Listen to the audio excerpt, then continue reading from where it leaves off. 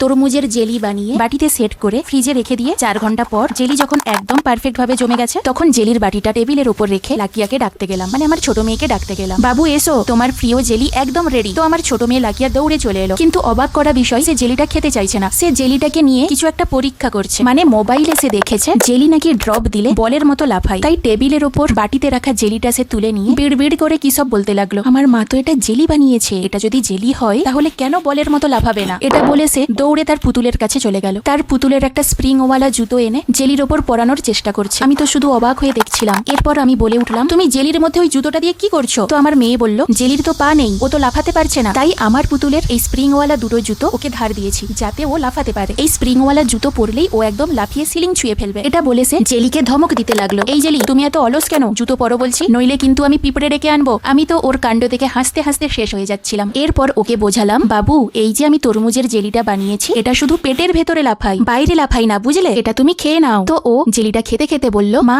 এটা কি পেটে গিয়ে কুস্তি খেলবে?